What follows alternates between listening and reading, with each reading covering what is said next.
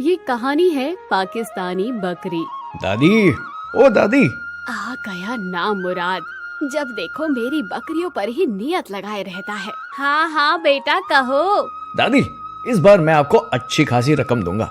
बस इस ईद में अपनी एक बकरी दे दे मुझे।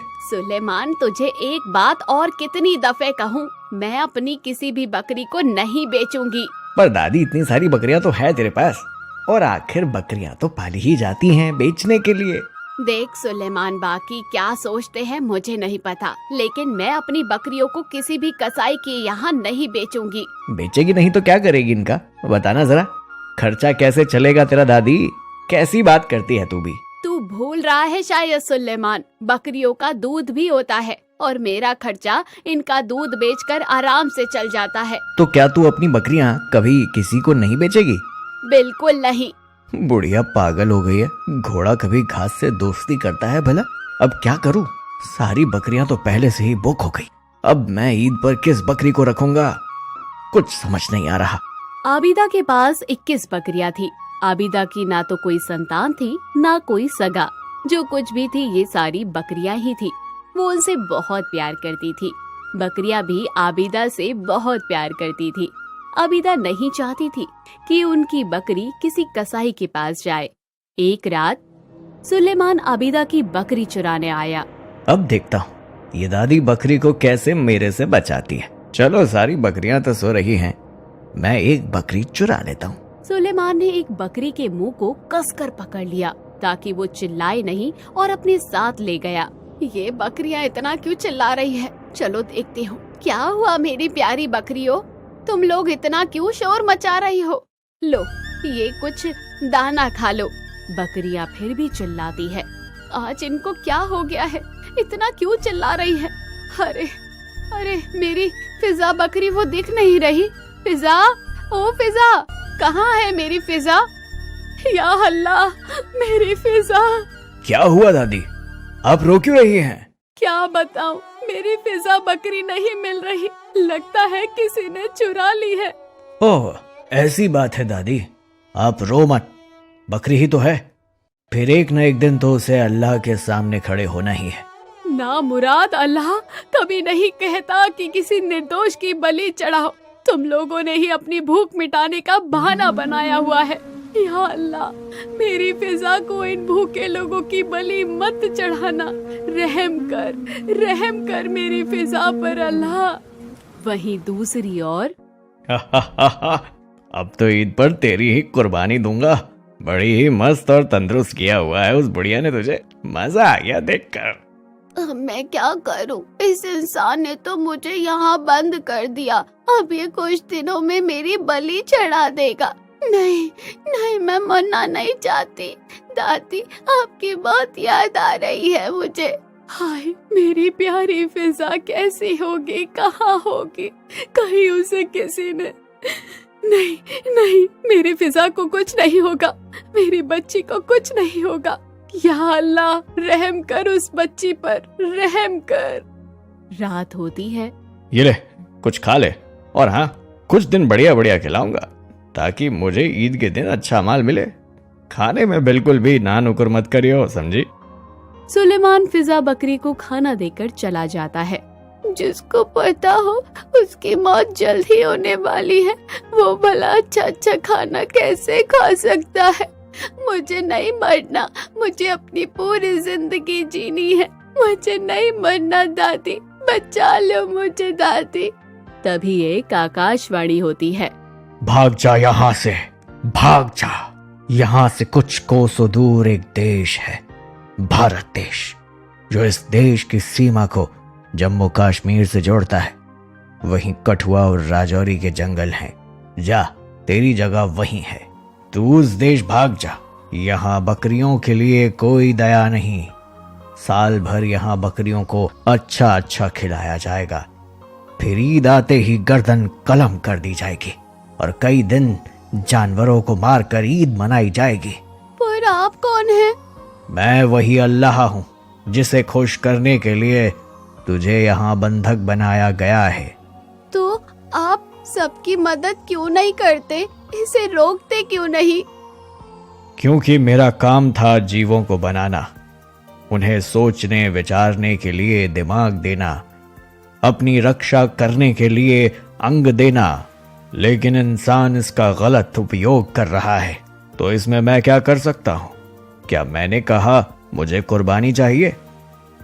ये इंसान सिर्फ अपने शौक पूरे कर रहा है और उसकी आड़ में बेगुनाहों का कत्लेआम कर रहा है। दिमाग और हाथ पैर तो तुम्हें भी मिले हैं, तो तुम किसका इंतजार कर रही हो कि वो आए और तुम्हें बचाए? हाँ, मैं समझ चुकी हूँ।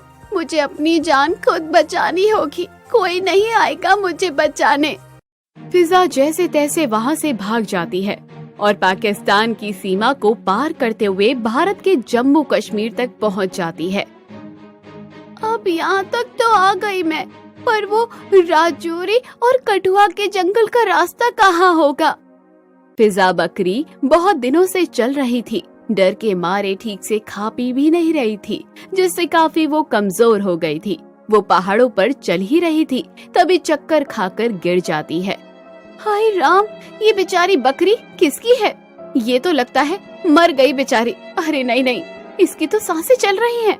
रूबी अपनी बोतल से पानी निकालती है और फिजा बकरी को पिला देती है, फिर भी उसे होश नहीं आता। एक काम करती हूँ, इसको घर ले जाती हूँ। रूबी फिजा बकरी को अपने घर ले जाती है, उसकी दिन रात सेवा करती है, उसे अच्छा खाना खिलाती है, जिससे कुछ ही दिनों में फिजा बकरी जल्द ही ठीक हो जाती है। रूबी का भी इस बकरी से खूब लगाव हो जाता है। आज तो मेरी आंखों में आंसू आ गए। इतना प्यार, इतना दुलार तो मेरी दादी करती थी। मुझे अपनी दादी की बहुत याद आ रही है। अब मैं इस बकरी को अपने पास ही रखूंगी, इसे किसी को नहीं बेचूंगी। दिन बीतते हैं और बकरी खुशी खुशी रूबी के साथ रहने लगती है। रूबी अपनी बकरी को जंगलों में चराने ले जाती है और उसका खूब ख्याल रखती है। एक दिन फिजा बकरी एक छोटी सी बकरी को जन्म देती है।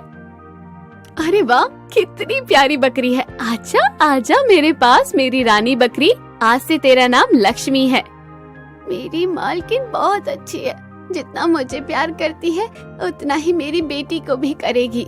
दिन बीतने लगते हैं और फिजा बूढ़ी होने लगती है। एक दिन फिजा बहुत ज्यादा बीमार पड़ जाती है। मेरी बकरी अब बहुत बूढ़ी हो चली है, लगता है अभी आखिरी सांसें गिन रही है। मुझे इसे किसी कसाई को बुलाकर बेच देना चाहिए। अगर ये मर गई तो कोई फायदा नहीं होगा, मर ही तो रही है, क्यों ना इसे कुछ फायदे में ले लूं, इसको दे ही देती हूँ।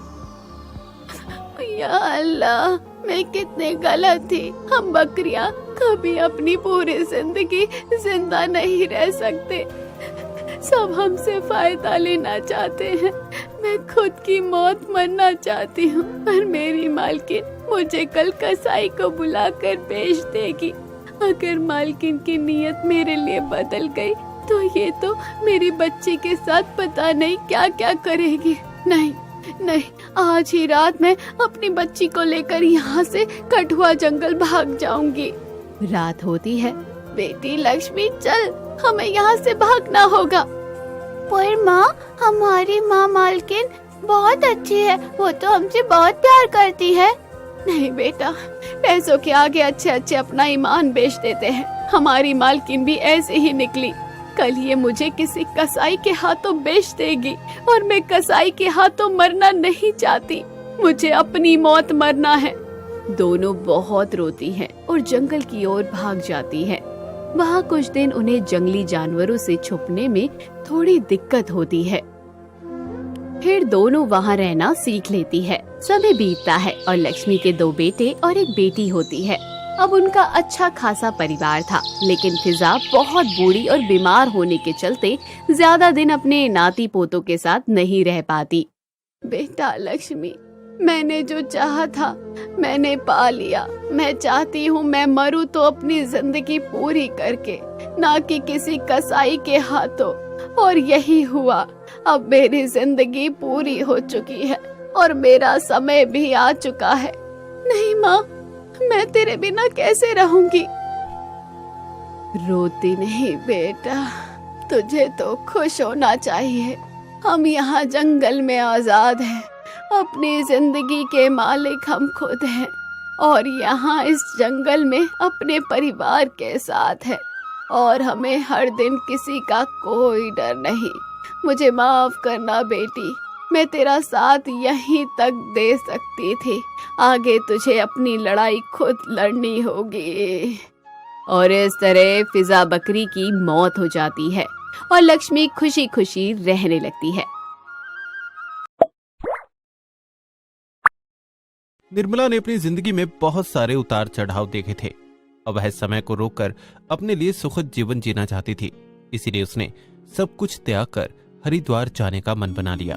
पति बरसों पहले ही एक बेटे की जिम्मेदारी देकर स्वर्ग सिधार गए। सरकारी नौकरी थी, इसलिए निर्मला को अच्छी खासी पेंशन मिलती रही।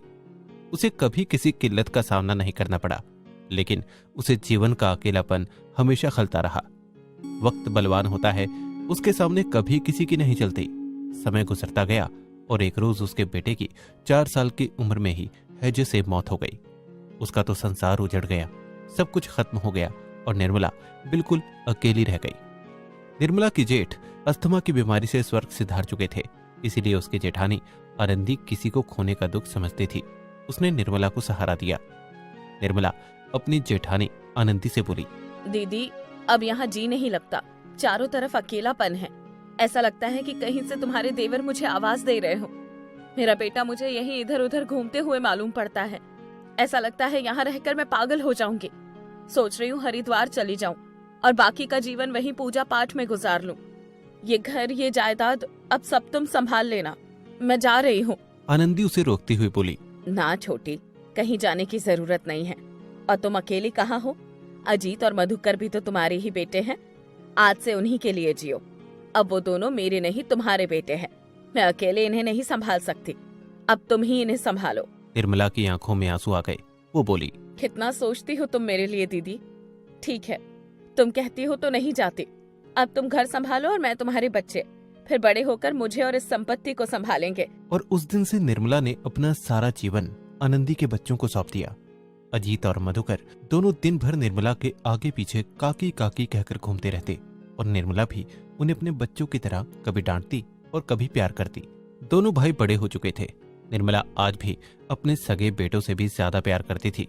अजीत, ये क्या पढ़ाई लिखाई छोड़कर सिनेमा देखने गए थे? अगर दीदी को ये बात पता चल गई तो उन्हें कितना दुख पहुंचेगा। क्या काकी, अब हम बच्चे नहीं रहे, अपना भला बुरा खुद सोच सकते हैं। और अब तुम बूढ़ी हो गई हो, हमारे कम अपनी ज्यादा चिंता किया करो। ये क्या कह रहे हो अजीत? मैं बूढ़ी हो गई हूँ तो इसका मतलब तुम्हारी गलतियों को नजरअंदाज कर दूं? कल को दीदी को पता लगा तो उन्हें कितना दुख पहुंचेगा। अजीत बिना जवाब दिए ही वहां से चला गया।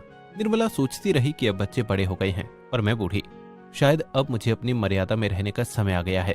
बूढ़ी काकी ही तो हूँ, कोई माँ थोड़ी ना हूँ जो उन पर अपना अधिकार जमाऊंगी। आज निर्मला को अपने बेटे की बहुत याद आ रही थी। काश वो होते तो वो उन्हें अधिकार से डांटती धमकाती। चुपचाप आंखों से आए आंसू पल्लू से पोंछ लिए और फिर से खुद को समझाने की कोशिश करने लगी। कुछ दिनों बाद दोनों की शादी भी हो गई। आनंदी ने मां होने के सारे अधिकार निर्मला को दे दिए ताकि उसके मन को अपनी औलाद ना होने की ठेस ना पहुंचे। अजीत अपनी पत्नी अनुराधा से बोला, अनुराधा, ये हमारी काकी है, इन्होंने ही हमारी परवरिश की है। अजीत के इन शब्दों ने निर्मला का कलेजा छील दिया। मैंने सिर्फ परवरिश की है? परवरिश तो आया भी कर देती है। अजीत ने ये क्यों नहीं कहा कि मैंने उन्हें माँ से भी ज्यादा प्यार दिया है? तभी मधुकर की आवाज कानों में पड़ी, मिताली, जरा माँ से पूछना कि हम अभी घूमने जा सकते हैं या नहीं। निर्मला सोच में पड़ गई। मधुकर की शादी को 2 महीने बीत गए हैं, फिर अब बाहर जाने में क्या बुराई है? मधुकर मुझसे भी तो पूछ सकता है। शादी से पहले मिताली से मिलने तो मुझे बताकर जाता था, लेकिन बाहर जाने के लिए माँ से पूछना है। खैर, अब क्या ही कहूँ, काकी जो ठहरी। छोटी छोटी शिकायतों को मन में लिए जिंदगी गुजरे जा रही थी। घर में पोते पोतियों की किलकारियां गूंजने लगी, लेकिन ये पल देखने के लिए आनंदी नहीं रही। निर्मला का संबल टूट गया। कुछ दिन के मातम के बाद दोनों बेटे अपनी बीवी बच्चों में व्यस्त हो गए। आनंदी के जाने के बाद सारी जिम्मेदारी निर्मला के सर आ पड़ी। मधुकर, कल की छुट्टी ले लो, तुम्हारी मौसी की बेटी की शादी में चलना है। अरे काकी, आप जाकर क्या करोगी? हम लोग ही चले जाते हैं, आखिर घर पर भी तो कोई चाहिए। आप चिंता ना करो, मैं और अजीत बच्चों को लेकर चले जाएंगे। मैं और इतने बड़े घर में अकेली? तो क्या हुआ, आप तो बड़ी हैं, रह सकती हैं। ठीक है बेटा, तुम लोग चले जाओ। अनुराधा बहू, जरा इधर तो सुनो। देखो मेरी साड़ियाँ फटने लगी है, बाजार जाकर खरीदारी करूं ये मेरे वश की बात नहीं है, इसलिए मेरे लिए 1-2 साड़ी ले आना। अरे काकी, मेरी कई सारी पुरानी साड़ियाँ पड़ी थी, सोच रही थी कि काम वाली को दे दूं, मगर आपके पास साड़ी नहीं है तो आप उन्हें ही पहन लेना। वैसे भी पिछले महीने इन्हें सैलरी नहीं मिली। निर्मला चौंक गई थी कि अब वो पुरानी साड़ियां पहनेगी। अब उसे इस घर में अपनापन कम और एहसान ज्यादा नजर आने लगा, जैसे वो लोग उसके बुढ़ापे पर तरस खाकर उस पर एहसान कर रहे हों। कई दिन बीत गए। निर्मला ने सुना कि दोनों बहुएं दोनों बेटों से लड़ रही हैं। बस अब और बर्दाश्त नहीं होता। आखिर बूढ़ी काकी का बोझ हम कब तक उठाएंगे? पूरे दिन खांसती रहती है। कल को अगर ये बीमारी हमें और बच्चों को लग गई तो? सही कहती हो दीदी, ये तो छुआछूत की बीमारी है। वैसे अब हमारे बच्चे बड़े होने लगे हैं, उन्हें भी तो कमरे चाहिए। मैं तो कहती हूँ कि काकी को वृद्धाश्रम भेज दो। हम ऐसे कैसे कर सकते हैं? काकी हमारे बचपन से हमारे साथ रही है, उन्होंने हमें अपने बच्चों की तरह पाला है। उनके पास भला किस चीज की कमी है? उनका अपना घर है, पैसा है, बस बुढ़ापे में सहारा चाहिए। वो तुम्हारी माँ नहीं काकी है, समझे? इतना सोचने की जरूरत नहीं है। तुम दोनों भाई तो ये चाहते हो कि हम दोनों देवरानी जेठानी बुढ़ापे में नौकरानी की तरह उनकी सेवा करें। ना बाबा ना, हमसे ना हो पाएगा। काकी को वृद्धाश्रम भी भेज दो, वहाँ उनकी अच्छी देखभाल हो जाएगी और उनसे हमारी जान भी छूटेगी। मुझे लगता है भाभी सही कह रही है अनिकेत, काकी की वहाँ से अच्छी देखभाल यहाँ नहीं हो पाएगी। काकी ये सब सुन रही थी। उसके पास आज सब कुछ था, लेकिन सहारा नहीं था। जिन बच्चों के साथ वो अपने बुढ़ापे के सपने देख रही थी, उन बच्चों के लिए वो कब में उनके लिए बोझ बन गई उसे पता ही नहीं चला। वो ये सब सुनकर खड़ी नहीं हो पाई। जैसे तैसे दीवार का सहारा लेकर वो अपने कमरे में गई और कुर्सी पर बैठ गई। उसकी आंखों से आंसू रुकने का नाम नहीं ले रहे थे। कुछ देर बाद अनुराधा और मिताली के रोने की आवाज आई। किसी अनहोनी के बारे में सोचकर निर्मला धीरे से उठी और दीवार का सहारा लेकर उनके कमरे तक पहुंची। अरे क्या हुआ, क्यों रो रही हो तुम लोग? काकी, इन दोनों भाइयों ने जो कर्ज लेकर शेयर मार्केट में शेयर खरीदे थे वो सब डूब गए। 30 लाख का नुकसान हो गया। अब हम इतना बड़ा कर्जा कैसे चुकाएंगे? हम बर्बाद हो गए, कुछ नहीं रहा, हम सड़क पर आ गए काकी। अरे तो रोती क्यों हो? रोने से कोई हल नहीं निकलने वाला, हिम्मत रखो। काकी, ये घर बेचकर भी कर्ज नहीं उतार पाएंगे। किसी को पता चला तो बहुत बदनामी हो जाएगी। अब आत्महत्या करने के अलावा कोई रास्ता नहीं दिखाई दे रहा। बस थोड़ा जहर लाऊं और सबको खिला दूं, बाद में खुद खा लूंगा। ये कहकर अजीत रोने लगा। मधुकर अभी भी माथा पकड़कर बैठा हुआ था। निर्मला अंदर गई और अपने घर के कागज उठा लाई, साथ में एक चेक भी था। अजीत को देते हुए निर्मला बोली, ये लो मेरे मकान की रजिस्ट्री और इसे बेचकर कर्ज चुका दो। बाकी कमी रह जाए तो ये लो चेक, जितनी जरूरत हो इसमें भर लेना, मैंने साइन कर दिए हैं। वैसे भी मेरे मरने के बाद ये सब तुम्हारा ही तो है। ये सब देखकर उनकी आंखें चमक उठी। सारी चिंता एकदम से हवा बनकर उड़ गई। काकी, ये सब क्यों? ये तो आपने अपने बुढ़ापे के लिए रखा था। मेरे बुढ़ापे का इंतजाम तो तुम लोगों ने वृद्धाश्रम में कर दिया है, फिर मुझे किस चीज की जरूरत? बेशक मैं तुम्हारी माँ नहीं काकी हूँ, मगर तुम्हें अपने बच्चों की तरह पाला है। तुम्हारी माँ ने मुझे तुम दोनों की जिम्मेदारी सौंपी थी, जिसे मैं मरते दम तक निभाऊंगी। मर जाऊंगी लेकिन कभी तुम लोगों को दुखी नहीं देख पाऊंगी। अब देर मत करो और जल्दी से कर्ज चुकाकर मुझे वृद्धाश्रम भेजने की व्यवस्था करो। तब तक मैं अपना कुछ जरूरी सामान पैक करती हूँ। काकी की बात सुनकर अजीत और मधुकर काकी के पैरों में गिर गए और माफी मांगते हुए बोले, हमें माफ कर दो काकी, हमारी अक्ल पर पत्थर पड़ गए थे जो हम आपका प्यार पहचान नहीं पाई। आपने हमारे लिए इतना सोचा और हम आपको वृद्धाश्रम भेजने की सोच रहे थे। अब आप कभी वृद्धाश्रम नहीं जाओगी, हम जिस हाल में भी रहेंगे साथ रहेंगे। दोनों बहुओं ने भी माफी मांगते हुए कहा, काकी, ये सब हमारे दिमाग की उपज थी कि आप वृद्धाश्रम जाओ। हमसे बहुत बड़ा पाप हुआ है, हमें माफ कर दो काकी। अब आप कहीं नहीं जाओगी, हमें और हमारे बच्चों को तुम्हारी जरूरत है। निर्मला इसी प्यार और साथ के लिए जीवन भर तरसती रही।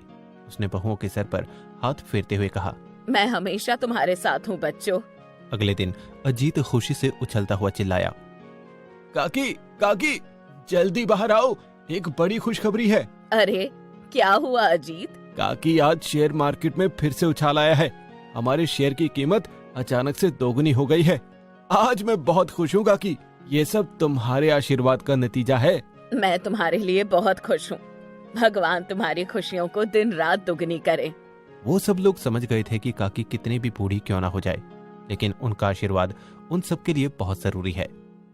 काकी के होठों पर आई मुस्कान ने घर का माहौल खुशनुमा बना दिया और फिर सब लोग अपनी बूढ़ी काकी के साथ प्यार से रहने लगे।